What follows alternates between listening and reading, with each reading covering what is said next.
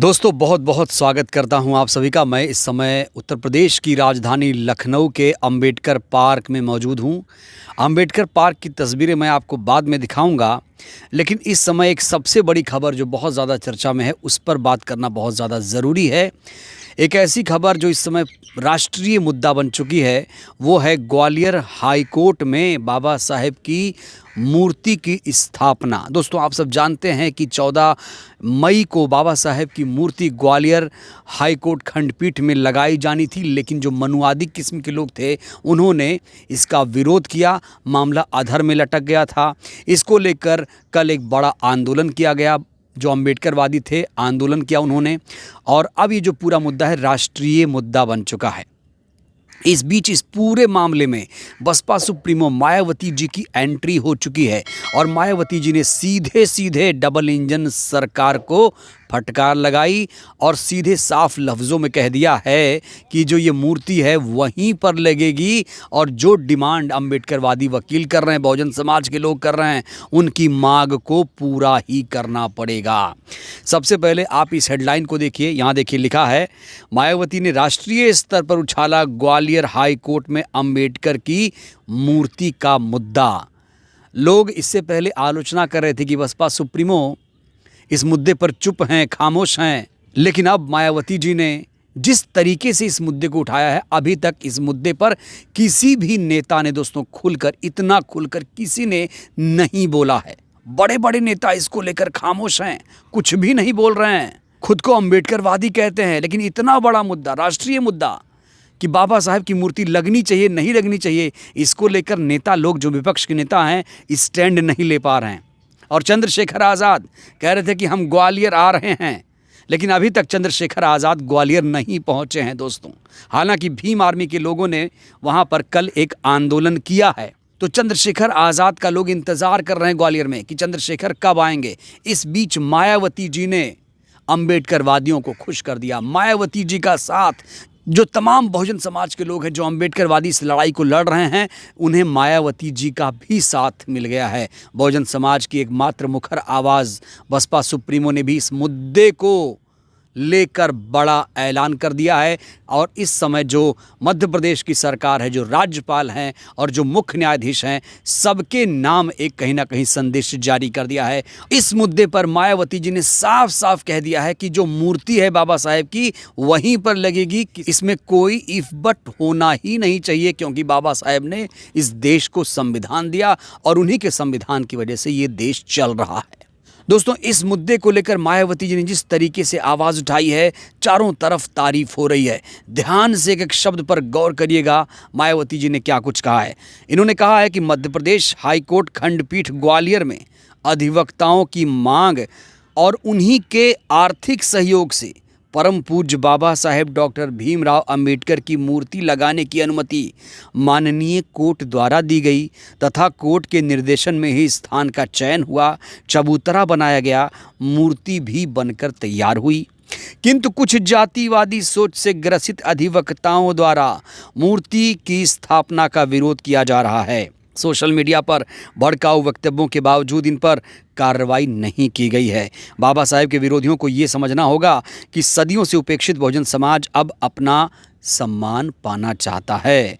मध्य प्रदेश के माननीय राज्यपाल, माननीय उच्च न्यायालय तथा माननीय मुख्यमंत्री जी भी मूर्ति लगाने में आ रही बाधाओं को दूर करें। तत्काल उच्च न्यायालय खंडपीठ ग्वालियर में संविधान निर्माता भारत रत्न बाबा साहेब डॉक्टर भीमराव अंबेडकर की मूर्ति को सम्मानपूर्वक स्थापित किया जाए, ये अनुरोध है।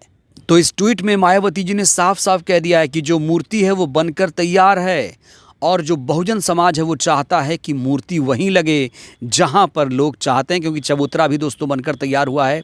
ये बाबा साहेब का घोर अपमान किया जा रहा है और ये अपमान कोई और नहीं, जातिवादी वकील कर रहे हैं। कुछ अधिवक्ता आ गए हैं जो वकील के वेश में तो हैं, लेकिन इनकी सोच बहुत ज़्यादा सड़ी हुई है और मायावती जी ने ऐसे वकीलों के खिलाफ कार्रवाई की बात भी यहाँ पर कह दी है।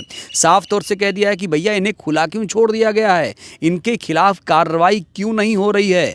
और राज्यपाल से लेकर मुख्यमंत्री और चीफ जस्टिस तक को मायावती जी ने कहीं ना कहीं इस पूरे मामले में लाने की कोशिश की है। सबको ये सूचित कर दिया है कि ये जो मुद्दा है ये छोटा मुद्दा नहीं है, और जो लोग आंखें मूंदे बैठे हैं इस मुद्दे को लेकर उन्हें कहीं ना कहीं समझना पड़ेगा, आंखें खोलनी पड़ेगी। ये मुद्दा कोई छोटा मुद्दा नहीं है, ये बाबा साहेब भीमराव अंबेडकर की मूर्ति का मामला है, जिन्होंने इस देश को संविधान दिया, जिनकी वजह से आज हम सब बराबर हैं, ना कोई छोटा है ना कोई बड़ा है, सबको हक अधिकार मिले हुए हैं, सब घूम फिर रहे हैं, पढ़ाई लिखाई कर रहे हैं।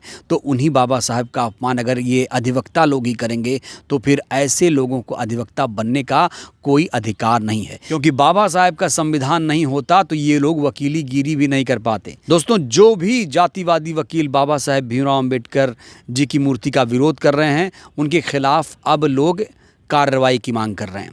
लोग कह रहे हैं कि इनके खिलाफ कार्रवाई की जाए, सख्त से सख्त कार्रवाई की जाए, इनका लाइसेंस, इनका परमिट सब कुछ रद्द कर दिया जाए, जिससे भविष्य में कोई ऐसी हिम्मत ना दिखा पाए। एक नज़ीर तो कम से कम पेश करनी होगी। और डबल इंजन सरकार क्या कर रही है, मोहन यादव सरकार क्या कर रही है, मोहन यादव सरकार आखिर इस पूरे मामले में संज्ञान क्यों नहीं ले रही है? क्या बहुजन समाज को वो नज़रअंदाज कर रही है? एक बड़े तबके को आखिर बीजेपी सरकार नज़रअंदाज क्यों कर रही है? मोहन यादव से मैं सवाल पूछना चाहता हूं, क्या मोहन यादव जी आपको नहीं पता कि ग्वालियर हाई कोर्ट में बाबा साहेब की मूर्ति लगनी थी और नहीं लग पा रही है? आपकी पुलिस क्या कर रही है, आप क्या कर रहे हैं? क्या आप वहां नहीं जा सकते कि ये बाबा साहेब का अपमान है? या सिर्फ 14 अप्रैल के दिन ही दिखाएंगे नीला गमछा पहनकर कि हम लोग अम्बेडकरवादी हैं, बाबा साहब के विचारों पर चलते हैं? आज पता चल गया कि असली अम्बेडकरवादी कौन है, कौन बाबा साहब को मानता है, कौन उनको धोखा देता है, कौन उनको अपमानित करता है। अब पूरा देश समझ चुका है। और इस मुद्दे पर विपक्ष के तमाम नेता क्यों खामोश हैं, भी बड़ा सवाल है। राहुल गांधी जी इसको लेकर ट्वीट क्यों नहीं कर रहे हैं, अखिलेश यादव जी ट्वीट क्यों नहीं कर रहे हैं, और चंद्रशेखर जी ने ट्वीट तो किया कि हम ग्वालियर पहुँचने वाले हैं, लेकिन अभी तक चंद्रशेखर आज़ाद जी ग्वालियर क्यों नहीं पहुँचे? जो बहुजन समाज के लोग हैं वो इंतज़ार कर रहे हैं कि चंद्रशेखर आज़ाद वहां पहुंचेंगे तो एक माहौल बनेगा। हालांकि भीम आर्मी के लोगों ने कल आंदोलन किया और कहा जा रहा है कि जो बीएसपी के तमाम नेता हैं वो भी जल्द ही यहाँ पहुँचने वाले हैं और एक बड़ा आंदोलन और किया जाएगा। हालांकि कहा जा रहा है कि जैसे ही मायावती जी ने इसको लेकर ट्वीट किया, जो डबल इंजन सरकार है वो सख्ते में आ चुकी है और ये जो पूरा मुद्दा है अब राष्ट्रीय पटल पर छा चुका है, नेशनल मीडिया में आ चुका है।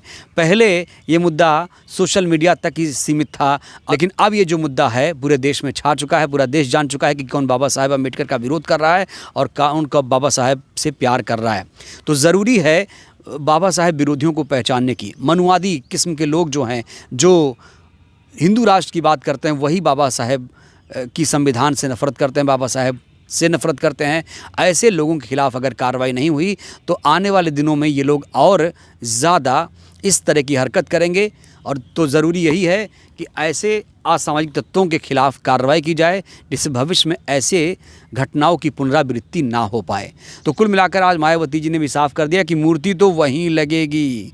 तो मायावती जी के इस ट्वीट के बाद जो मध्य प्रदेश सरकार है वो भी कहीं ना कहीं जाग चुकी है, आंखें खोल चुकी है। राज्यपाल को भी आंखें खोलना चाहिए। राज्यपाल सिर्फ गुलदस्ता नहीं संभालेंगे, उन्हें भी आंख खोलना पड़ेगा। और हालांकि दोस्तों, जो मध्य प्रदेश हाई कोर्ट के चीफ जस्टिस थे सुरेश कैत साहब, वो रिटायर हो गए हैं। उनकी तो इच्छा यही है कि ये मूर्ति लग जाए। मायावती जी की इच्छा है ये मूर्ति लग जाए।